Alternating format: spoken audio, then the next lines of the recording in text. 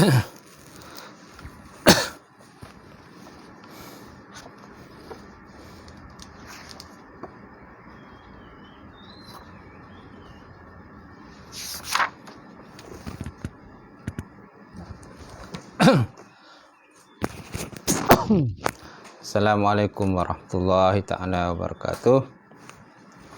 Alhamdulillahirabbil alamin wal aqibatil muttaqin wala udwana illa 'alal zalimin. Asyhadu an la ilaha illallah wahdahu la syarikalah wa asyhadu anna Muhammadan abduhu wa rasuluhu.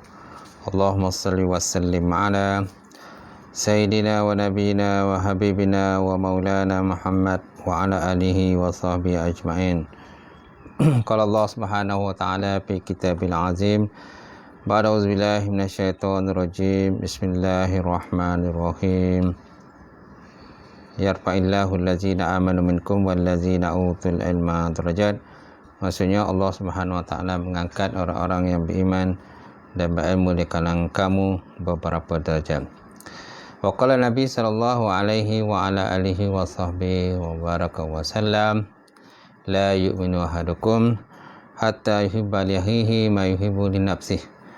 Maksudnya tidak sempurna iman salah seorang kamu sehingga dia mencintai akan saudaranya sama seperti dia mencintai akan dirinya sendiri.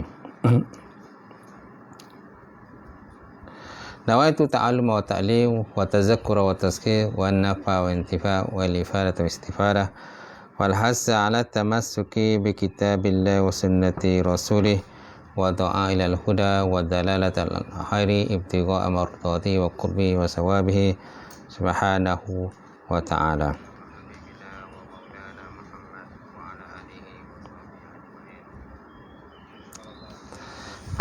Alhamdulillah, kita bersyukur kepada Allah Ta'ala kerana dengan limpah kurnia serta rahmat daripada Allah Ta'ala kita dapat bersama pada pagi ini untuk kita sambung tuan-tuan dan puan-puan. Apa khabar tuan-tuan dan puan tempat masing-masing? Mudah-mudahan tuan-tuan dan puan akan sentiasa diberikan keselamatan dan kesihatan oleh Allah Subhanahu Wa Ta'ala, kan?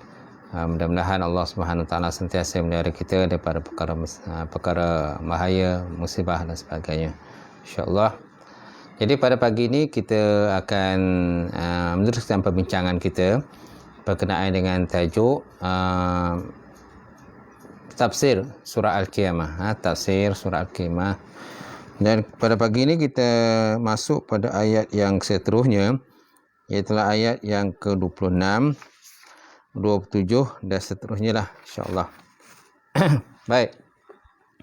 Di mana Allah Subhanahu Wa Ta'ala menyebut dalam Quran dalam surah Al-Qiyamah, ba'da auzubillahi minasyaitonir rajim, kalla iza balagatit taraq wa qila man raq wa dhanna annahu al-firaq wal tafatis saqu bisaq ila rabbika yawma idzinil masaq fala saddaqa wa la shalla walakin kazzaba wa tawalla thumma zahaba ila ahlihi yatamatta aula laka fa aula thumma aula laka fa aula ayahsabul insanu an yutraka suda alam yakun nutfatan min maniyyin yumna thumma kana 'alaqatan fa khalaqa fa sawwa faja'ala minhu az-zawjayni az-zakara wal unsa alaysa dhalika biqadirin ala an yuhyiyal mauta. Sadaqallahul azim. Maksudnya betul-betul, kalla iza balagatit taraq, sedalah bahawa ruh nyawa itu kelak sampai ke pangkal kerongkong. Kalla iza balagatit taraq, sedalah bahawa ruh kita akan sampai ke kerongkong, ke pangkal kerongkong. Wakila man raq, ketika itu dikatakan kepadanya, siapakah yang akan dapat membawa penawar bagi menyembuhkan penyakit? Ketika itu dikatakan kepadanya, siapakah yang dapat membawa penawar untuk menyembuhkan penyakit? Wakila man raq wa zanna annahu al-firaq, Ketika itu dia sendiri yakin bahawa saat perpisahan dengan dunia sudah sampai. Wa zanna annahu al-firaq, dan ketika itu dia yakin bahawa saat perpisahan dia dengan dunia dah sampai dah. Wattafatis saqu bisaq, pada ketika itu kaki ataupun betis bersilang kaki. Pada ketika itu kaki ataupun betis bersilang kaki, maksudnya dalam suasana nazak sakaratul maut. Ini nak menggambarkan suasana nazak ketika sakaratul maut. Kemudian Allah Ta'ala menyebut dalam Quran lagi, fala saddaqa wala shalla, fala saddaqa wala shalla, pada hari itu kepada Tuhanmu kamu akan diheret. Pada hari itu kamu akan diheret, dibawa di hadapan Allah Subhanahu wa taala. Walakin kazzaba wa tawalla, ila rabbika yawma idzinin masak, ila rabbika yawma idzin masak, pada hari itu Tuhan, kepada Tuhanmu lah kamu akan diheret. Fala saddaqa wala shalla, namun orang kafir bukan sahaja enggan percaya dan enggan menunaikan solat. Fala saddaqa wala shalla, pada ketika itu orang kafir tidak membenarkan ataupun tak percaya dengan apa yang dibawa oleh para nabi rasul, wala shalla, dan dia juga orang kafir tadi tidak mengerjakan solat. Walakin kazzaba wa tawalla, walakin kazzaba wa tawalla, malah dia mendustakan dan juga berpaling engkar. Malahan dianya mendustakan dan berpaling engkar. Summa zahaba ila ahlihi yatamatta, summa zahaba ila ahlihi yatamatta, kemudian dia pergi pada ahli keluarganya dalam keadaan dia berlagak sombong, bongkah, kan? Kemudian aula laka fa aula, summa aula laka fa aula, celakalah bagimu wahai orang kafir, dan memang celaka. Aula ni maksudnya celaka, bukan aula ni bermaksud yang lebih baik. Kerana tafsiran yang biasa kepada kita, mana aula ni asalnya ialah lebih baik, tapi di sini bukan mana lebih baik tetapi celaka. Aula laka fa aula, summa aula laka fa aula, ayasabul insanu ayyutraka sudah. Kemudian apakah manusia menyangka bahawa dia akan dibiarkan begitu sahaja tanpa memikul tanggungjawab? Ayahsabul insanu ayyutraka sudah, adakah manusia menyangka bahawa dia akan ditinggalkan begitu saja tanpa menanggung tanggungjawab ataupun taklif hukum? Alam yakun nutfatan min maniyyin yumna, kemudian air mani itu menjadi segumpal darah. Bukankah dia berasal daripada air mani yang dipancarkan ke dalam rahim? Summa kana 'alaqatan fa khalaqa fasawwa, kemudian air mani tadi menjadi segumpal darah, lalu Allah Ta'ala menciptakannya dan menyempurnakan kejadiannya sebagai manusia. Faja'ala minhu zawjaini zakara wal unsa, kemudian Allah Ta'ala menjadikan daripadanya sepasang lelaki dan perempuan. Kemudian Allah Ta'ala menjadikan daripada air mani tadi sepasang lelaki dan juga perempuan. Alaysa zalika biqadirin ala ayyuhyal mauta, adakah Tuhan yang menjadikan semuanya itu tidak berkuasa menghidupkan orang-orang yang telah mati? Ini pertanyaanlah istifham, adakah Tuhan Allah Subhanahu Wa Taala tak mampu untuk menghidupkan orang-orang yang telah mati? InsyaAllah. Itu tafsiran secara ringkaslah daripada ayat yang ke-26 sampai ayat ke-40. Baik, kita lihat satu persatu kepada tafsiran ini. Kita lihat yang pertama. Ayat pertama, itulah ayat 26. Di mana Allah Ta'ala menyebut dalam ayat 26, kalla iza balagatit taraq wa qila man raq wa zanna annahu al-firaq. Kalla, kan, sedarlah bahawa roh nyawa kelak akan sampai ke pangkal kerongkong. Sampai ke pangkal kerongkong. Wa qila man raq, oleh itu siapakah yang dapat membawa penawar dalam keadaan sakaratul maut tadi. Nak cerita pada suasana pada kita, suasana sakaratul maut, di mana dalam keadaan nyawa akan dicabut, dipisahkan daripada batang tubuh manusia.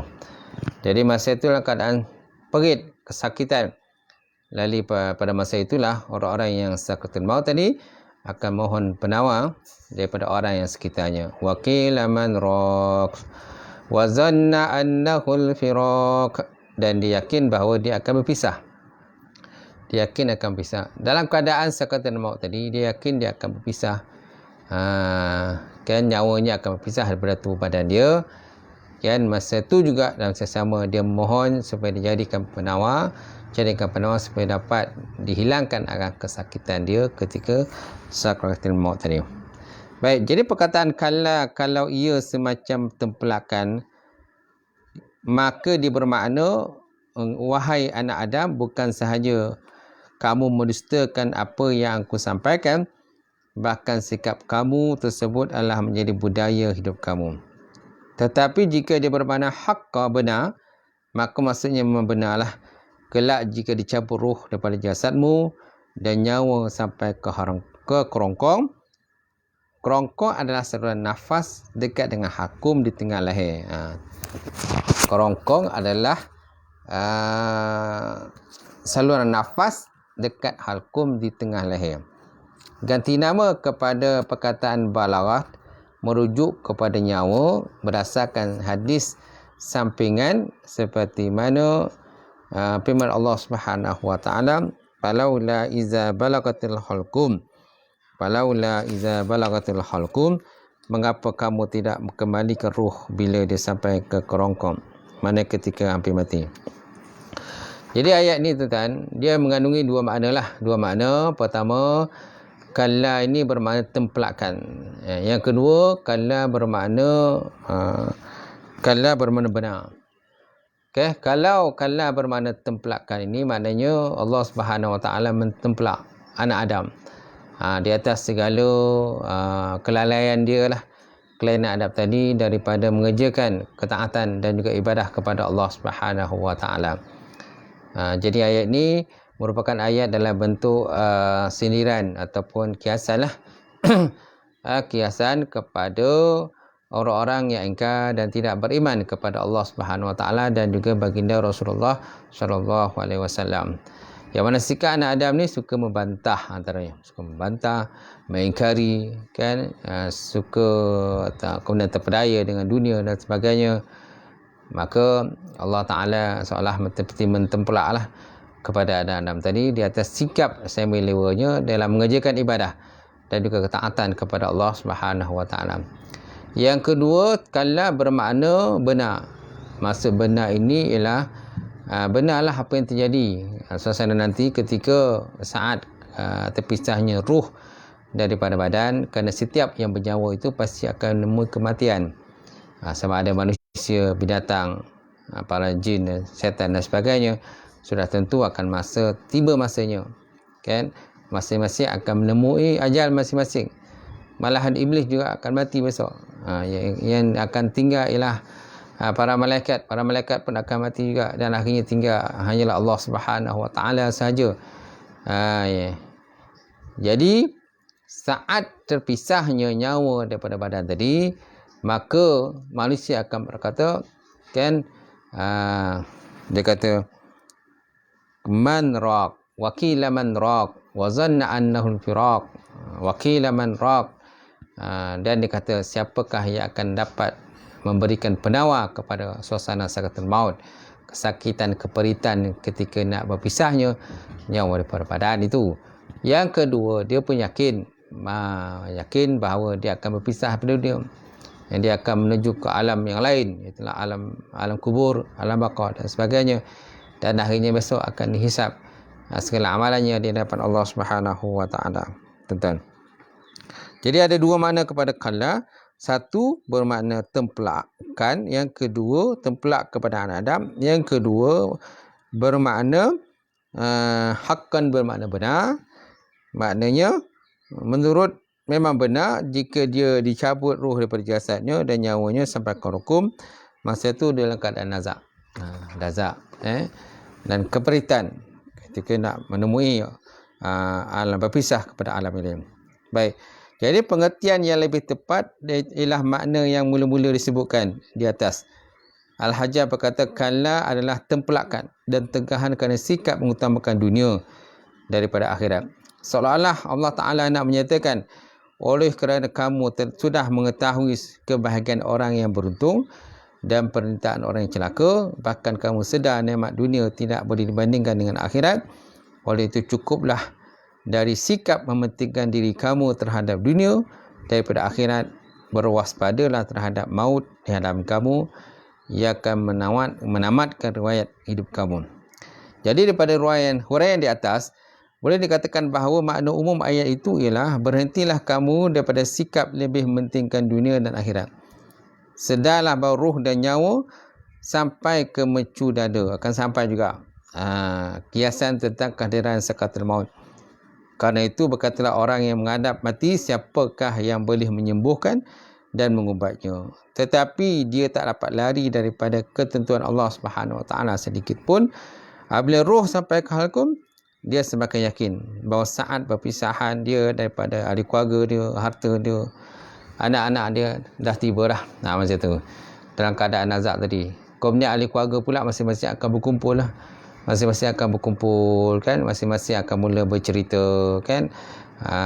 Macam mana nanti kalau seandainya ayah ataupun si A ini meninggal dunia, bagaimana dengan harta dia, siapa yang akan mendapat rumah, siapa yang akan mendapat tanah, siapa yang akan mendapat kereta, siapa yang akan mendapat motor dan sebagainya.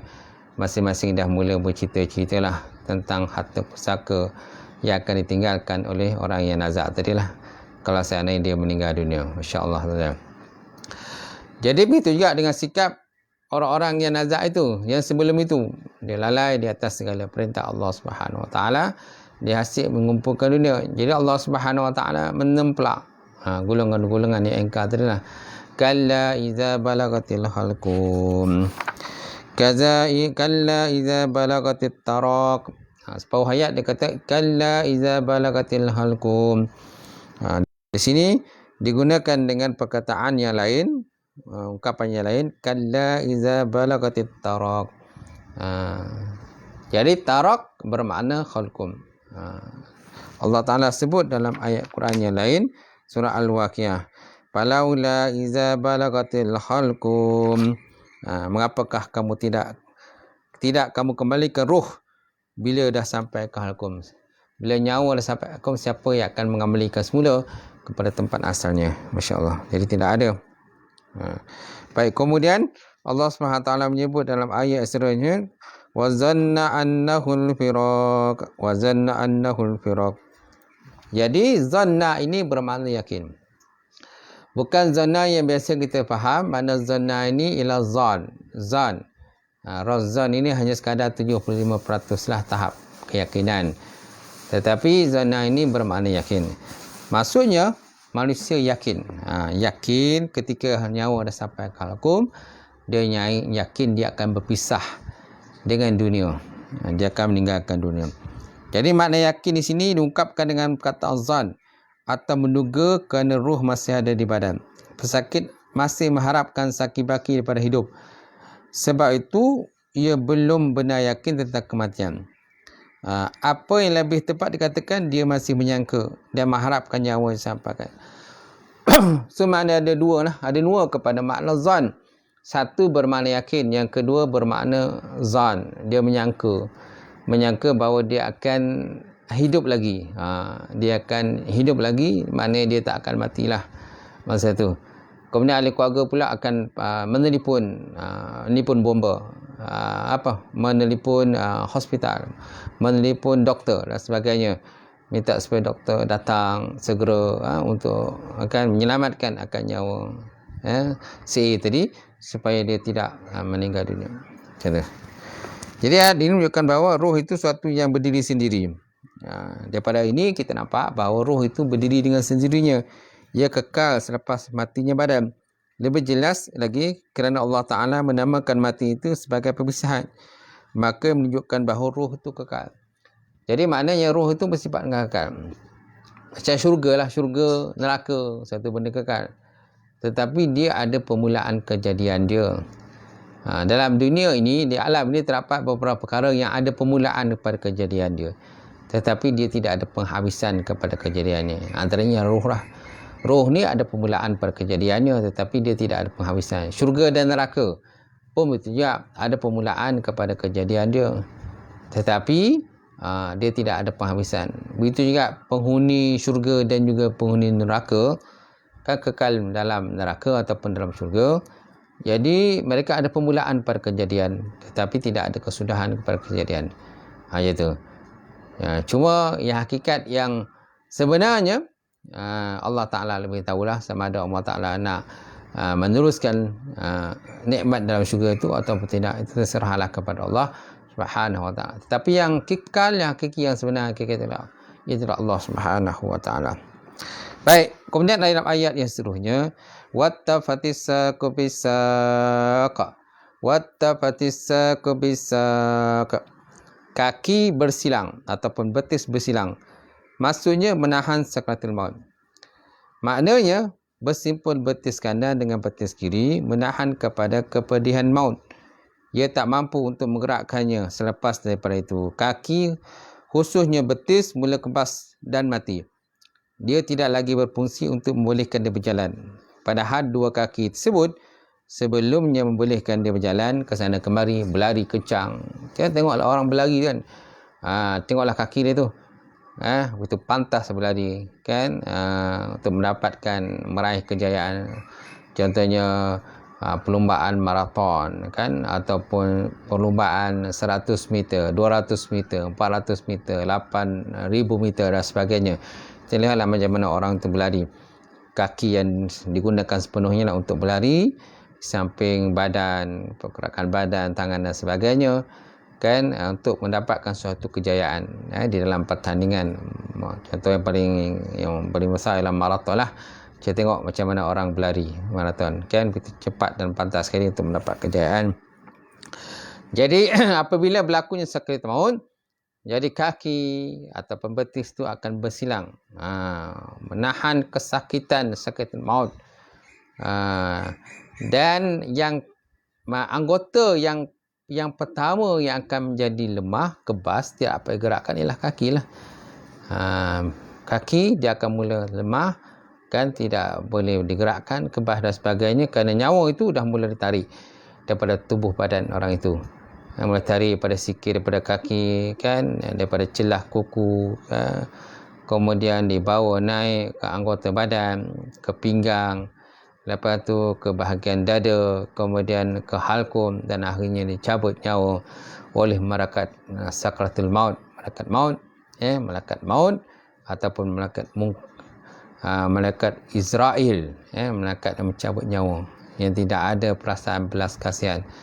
Pertama sekali pada orang yang engkar lah. Tapi kalau orang itu banyak melakukan ketaatan kepada Allah Subhanahu Wa Ta'ala, maka malaikat akan menyabit nyawa dengan cara yang lemah lembut kan, dengan lembut kan, untuk memastikan kan nyawa tadi kan, jadi memastikan bahawa orang itu tidak, orang beriman tadi tidak merasa sakit ketika dicabut nyawanya. Baik, kemudian jadi kita lihat pada ayat tadi, wattafatis saqu bisaq, kaki ataupun betis bersilang, menahan akan sakratul maut. Maknanya bersimpul betis kanan dengan betis kiri, menahan kepedihan maut. Dia tak mampu untuk menggerakkannya selepas itu. Kaki khususnya betis mulai kebas dan mati. Ia tidak dapat berfungsi lagi. Padahal dua kaki tadi yang digunakan sebelum ini untuk berlari, untuk berjalan ke sana kemari dan sebagainya. Ketika itulah berimpunlah dua kalangan makhluk kan, kalangan manusia untuk menyediakan jenazah, manakala malaikat menarik habis nyawanya untuk dibawa ke akhirat. Mungkin juga perasaan bersilang kaki itu sebagai kinayah ataupun kiasan tentang sakitnya mati. Sebagaimana Allah Subhanahu Wa Ta'ala menyebut dalam Al-Quran, yauma yukshafu ansaq, yauma yukshafu an kasaq, surah Al-Qalam ayat 42. Ingatlah orang-orang yang tidak beriman akan masa didedahkan betis kedahsyatan huru-hara hari kiamat. Jadi ada juga makna sak ini ialah suasana kiamat, huru-hara kiamat di mana pada hari kiamat itu digambarkan bahawa manusia akan berdiri, kan, dalam tempoh yang lama, tiada tempat duduk. Tiada tempat duduk kerana manusia akan bersesak-sesak daripada mahsyar. Tiada tempat yang selesa, masing-masing semua berdiri. Satu hari di akhirat, kan, perbandingannya 1,000 tahun di dunia. 1,000 tahun di dunia, itulah perbandingannya. Suasana yang begitu lama berada di padang mahsyar di hadapan Allah Subhanahu Wa Taala untuk dihitab segala amalan. Jadi Allah Taala ada menyebut dalam Quran, yauma yukshafu ansaq. Ingatlah orang-orang yang tidak beriman akan merasa didedahkan betis kedahsyatan huru hara kiamat. Maknanya bertaut keperluan meninggalkan dunia, ahli keluarga, anak pinak, martabat kebesaran, kecemuhan musuh dan kesedihan sahabat andai, serta kesengsaraan hari-hari pertama di akhirat dan juga segala musibahnya, insya-Allah. Berseterusnya Allah Taala menyebut dalam Quran, ila rabbika yauma idzin masak. Ila rabbika yauma idzin masak. Pada hari itu kepada Tuhanmu lah kamu akan diheret. Pada hari itulah, mana pada suasana sakaratul maut itulah, kepada Tuhanmu lah nyawa kamu akan diheret. Maksudnya ruh-ruh dikerah selepas diringut daripada jasad kepada pencipta. Nasibnya ditentukan oleh hukuman Allah Subhanahu Wa Taala. Nasibnya pula akan ditentukan dengan hukuman Allah Subhanahu Wa Taala. Maknanya penghisapan di hadapan Allah Subhanahu Wa Taala. Kesudahnya sama ada syurga ataupun neraka. Allah Taala menyebut dalam Quran, ila rabbika yauma idzin masak. Maksud dengan ila rabbika ini maksudnya menuju kepada hukum Allah. Menuju kepada hukum Allah Subhanahu Wa Taala. Sama ada bahagia ataupun derita, sama ada seronok ataupun kecewa. Kemudian perkataan masak, kan, masak ataupun as-sauq maksudnya diheret. Maka hukumnya ialah hukum tempat yang dikerah. Ke mana dikerah? Ke hadapan Allah Subhanahu Wa Taala. Ke mana dihalau? Mana ni? Kepada mahsyar. Akan bertemu di hadapan Allah Subhanahu Wa Taala lah, dan dihisab akan segala amalan. Jadi segala hukum adalah berdasarkan pada hukum pada tempat yang dikerah. Mana tempat dikerah? Pada mahsyar lah. Apakah tempat mahsyar itu? Tempat berhimpunnya segala manusia daripada zaman Nabi Allah Adam AS sampailah kepada Nabi Muhammad SAW. Para jin pun juga akan berkumpul. Bukan manusia saja berkumpul. Para jin, syaitan semua akan berkumpul, akan dihisap di hadapan Allah Subhanahu Wa Taala. Bayangkanlah tuan-tuan, suasana zaman sekarang pun dah berapa bilion jumlah manusia yang terdapat dalam dunia ini yang masih hidup. Yang masih hidup bilion. Kemudian yang sakit pula ramai pula. Besok akhirat dikumpulkan daripada zaman Nabi Adam AS. Bayangkanlah berapa jumlah manusia, berapa bilion, berjuta-juta manusia, kan, tidak ada tempat yang selesa daripada mahsyar itu, dan matahari kadar sejengkal daripada kepala. Jadi manusia akan bermandi dengan peluh mereka sendiri.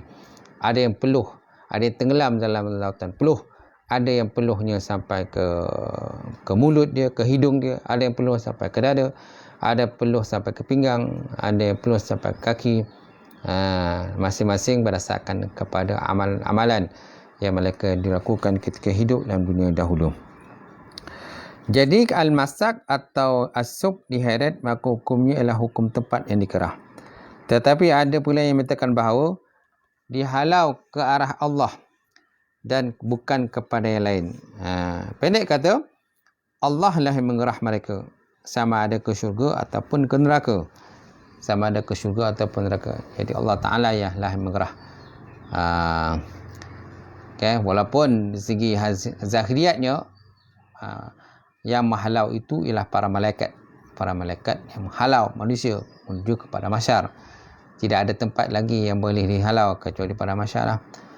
Yang mana bumi pada mahsyar itu tidak sama seperti bumi dunia. Kalau bumi dunia ni ada dengan lautan dia, dengan daratannya, dengan hutan dia, dengan lembah dia, kan, dengan tanah rata dia, ada kemudian adanya bandar, adanya desa, adanya pekan dan sebagainya, kan, ada bangunan yang tinggi-tinggi pencakar langit dan sebagainya.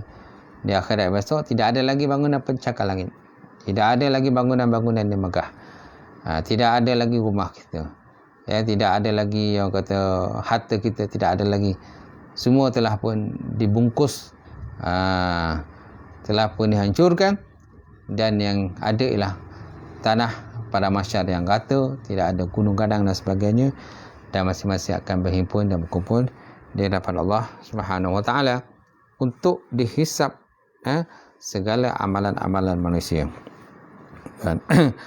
Jadi al-masak atau diasuk diheret, maka hukumnya lah hukum tempat yang dikerah. Tetapi ada pula menyatakan bahawa manusia akan dihalau ke arah Allah Subhanahu Wa Taala, bukan pada yang lain.